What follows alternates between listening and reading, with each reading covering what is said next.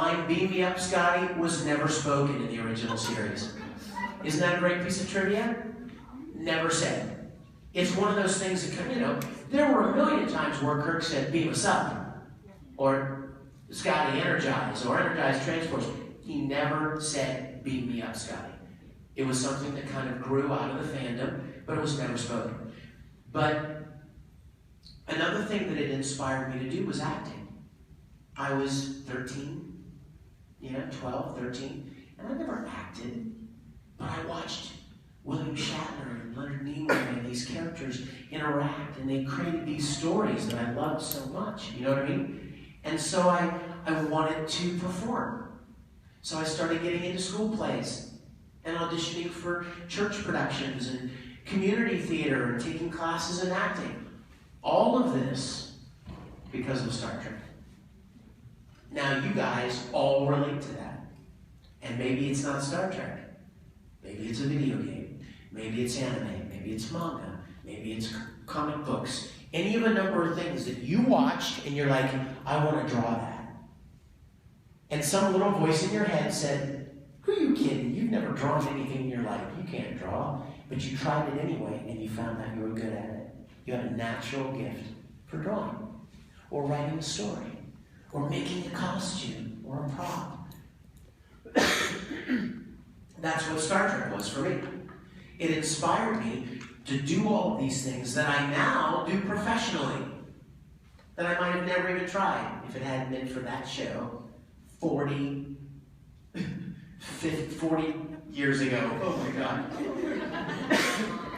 So imagine now, fast forward 40 years, and I was thinking to myself, man, wouldn't I love to play Captain Kirk? Wouldn't it be cool to make more Star Trek episodes just like the originals? Because you know, at the beginning of the show, what did they used to say? What did Captain Kirk say at the beginning of every show? "These are the voyages of the Starship Enterprise. It's 5-year mission." Well, they were canceled after the 3rd year. Did you know that? Which means they never ended the 5-year mission. There was no end. It just stopped. So I started thinking, wouldn't it be awesome to pick up right where they left off and complete the 5-year mission and give the original series the ending that it never had? If any of you have ever seen Star Trek the Motion Picture, when we meet the characters in Star Trek the Motion Picture, Captain Kirk's not even captain anymore.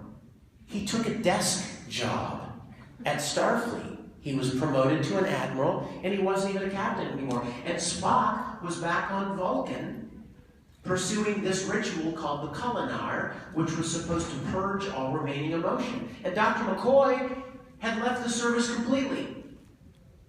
And the Enterprise was being refit, like it was being updated with new equipment and new systems.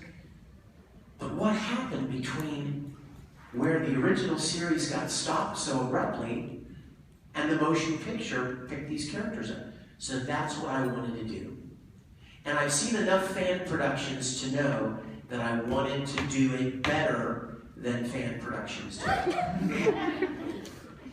I've seen enough fan films to know that usually fan films, the acting is not great. They're kind of hard to watch, you know. And the stories are kind of lame. And they're not shot very well, and they're not lit good, and the sound, the guy sounds like he's 25 feet away from you. I mean, they could be better, you know what I mean? The production value could be better. And because Star Trek inspired me to get into production when I was a little kid, I know all about production. I know about shooting and lighting and editing and sound design and makeup and wardrobe and props, acting. I have all these friends that are actors. So what I did was I put a Star Trek production together that has good actors playing the iconic roles, great technical people and camera and makeup and lighting and sound, music, writers with great stories that feel like the original Star Trek. The reason that Star Trek is so popular, you guys, if you've never seen the original series of Star Trek, no matter what age you are, go back and watch it. It's timeless. And the reason is because the stories are about human beings. They're human stories. They're challenges that we face. They just happen to be set in space in the future. But they're human stories. They're challenges that we all have. Moral dilemmas, ethical questions, social commentaries about issues of the day.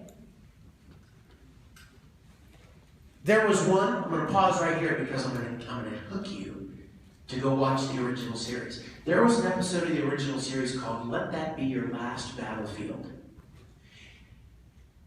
A guy came on board the Enterprise from an alien world, and he was running away from something. And the Enterprise grabbed him in the little ship that he had stolen to get away, and they beam the guy on board, and he's half black on one side and white on the other. He literally the guy looks like you literally cut him in the middle and spray painted this side black and spray painted this side white, okay? And the Enterprise crew had never met anybody that was half black and half white like that. And he was running from somebody. And just a short time later, another guy shows up who's half black and half white, obviously from the same world. And he's the guy chasing the guy. And they are at each other's throats. Like they're literally fighting, and Kirk is like trying to keep them apart from tearing each other apart. And at the pivotal moment in the episode where Kirk is trying to understand why these two people hate each other so much, he says to them, "What's wrong with you? You're the same. How can you hate each other so much? Look at you, you're the same." And they look at Captain Kirk and go, "Are you blind? We're the same." And Kirk's like, "Of course you are. Black on one side, white on the other. White on the other." And one guy goes, "I'm black on the left side. He's black on the right side. All his people are black on the right side." Do you see the imagery? They took the racism question to a whole new level, where it wasn't even enough to be black or white. You're half on each, and they made a big deal out of being half on the wrong side. Beautiful. That's why Star Trek is popular 50 years later, because it addresses things that our whole culture still struggles with. They did amazing things with that show. And so I wanted to continue that. I wanted to continue telling those kind of stories. And that's what we do. We have a great cast and a great crew. The production value is fantastic. And the series is called Star Trek Continues. And you can find it online, StarTrekContinues.com, Daria. And it's free to watch. We have 4 episodes online. And the 5th episode is coming out next month. Have you seen any of them? Awesome. Have you seen any? Oh my gosh, bro. Tie your sister down to the Barca Lounger channel and make sure she watches them. We will watch them, especially when Marina's the voice of the computer now. So. That's right. We have so many connections to original Star Trek, too. Our first episode was a sequel to an original series episode, and the same actor who was in the original episode 45 years ago reprises his role in our episode. It's awesome. And like I told you yesterday, the actor who played Scotty in the original series, his son, Chris, plays his dad's role in our series. It's unbelievable. Marina Sirtis, who's downstairs, who plays Counselor Troy in Next Generation, she's the voice of the ship's computer. And when we did the Mirror episode, where the computer's voice was a male, Michael Dorn, Worf, was the voice of the computer. We've had guest stars like Lou Ferrigno, the Incredible Hulk. We've had guest stars like Aaron Gray from Buck Rogers, Jamie Bamber from Battlestar Galactica, Daniel Logan from Star Wars, and then, for those of you, any Doctor Who fans in here?